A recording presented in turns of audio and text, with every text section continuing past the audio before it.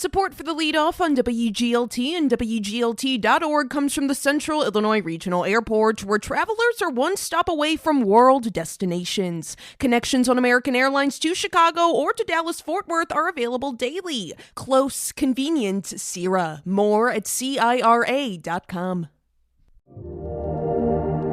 A Bloomington brand is sparking conversation across the country about mental health. That's one of the things you need to know to start your day for Tuesday, September 3rd. I'm Ryan Denham, and this is WGLT's The Leadoff.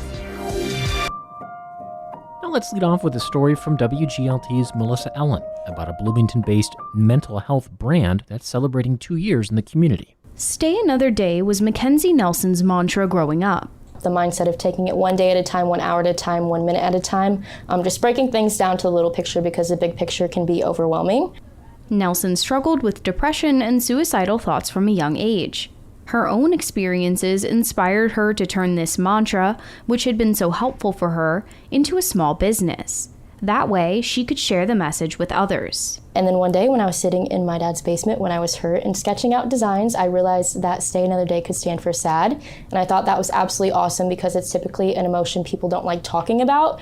And the idea of the brand is wearing your heart on your sleeve and embracing that emotion and knowing that struggling with mental health is okay. Since launching in 2022, Stay Another Day has made thousands of sales and reached people across the nation. Nelson says she doesn't even think of it as a business anymore. It's a passion project. It's so easy for me to continue to keep working so hard, and just knowing that everything we're doing, if it impacts just one person, it's making all of the difference in all of the change that I'm trying to make. Stay Another Day has the 988 Suicide and Crisis Lifeline logo on every piece of apparel. A portion of proceeds also go to the Lifeline. As SAD grows, Nelson said she'd like to fund her own mental health resource. For The Leadoff, I'm Melissa Ellen. Here's some other stories we're following in the WGLT newsroom. The town of Normal is looking to replace the state's grocery tax when it expires in 2 years. The town council votes tonight on a plan to adopt its own 1% tax on food, drugs, and other grocery items. ISU's annual basketball game at Horton Fieldhouse will take at least a 1-year hiatus. Interim athletics director Jerry Beggs says ISU is studying what repairs need to be done to the 61-year-old building so it can host large public events again. And the McLean County Treasurer and Tax Collector is reminding property owners that the second installment of property taxes are due today. Those who are late face a 1.5 percentage point interest penalty. You can find more on these stories at WGLT.org. September 10th is World Suicide Prevention Day, and the Bloomington branch of the American Foundation for Suicide Prevention is hosting its annual Out of the Darkness Walk to raise money aimed at preventing suicide and to stand with those who've been affected by it. Bloomington Walk Chair Leslie Adams tells WGLT student reporter Colleen Holden that the walk is more than just a fundraiser. More than that, it's a way to bring awareness and support to the Bloomington Normal community regarding suicide prevention and awareness.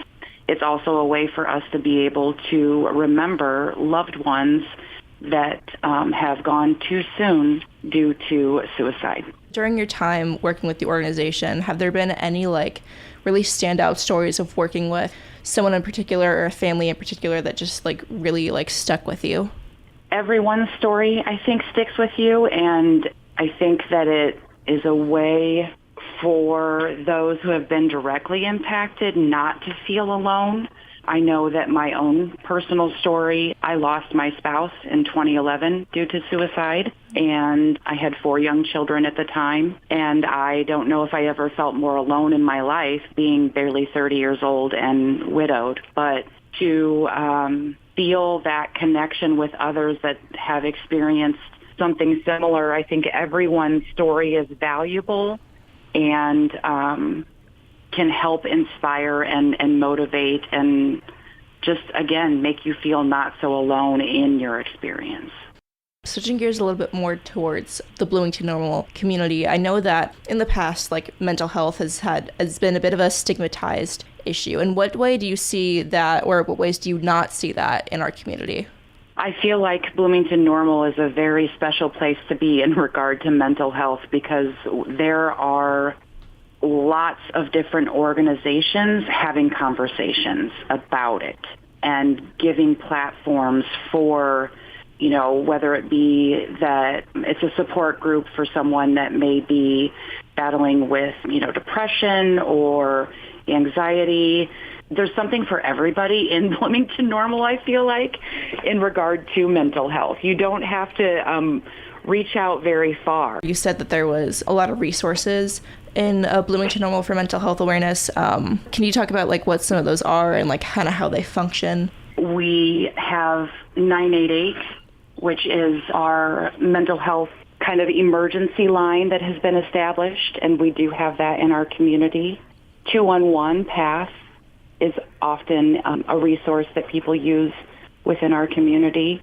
You can also text 741-741 if you're not comfortable talking over the phone, and that's a way for you to have conversation to kind of help you in a moment of crisis. We have a number of counseling services that are local to Bloomington Normal, the Center for Human Services, Integrity Counseling, of course, many more. What do you think are some good ways to start the conversations to bring awareness or erase the stigma or even just kind of express how you're feeling? The biggest thing is that the person that is part of that conversation is willing to listen, because that person is not likely looking for answers. They might just be more searching for a way to get those thoughts out. So being an active listener, maybe reiterating what a person is saying. So what I hear you saying is this. Letting them know that that conversation is part of what can help them, and reassurance of that.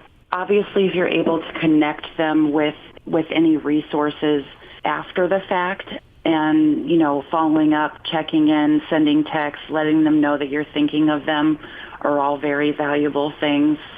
The Out of the Darkness Walk takes place on October 5th at 11 a.m. at Tipton Park.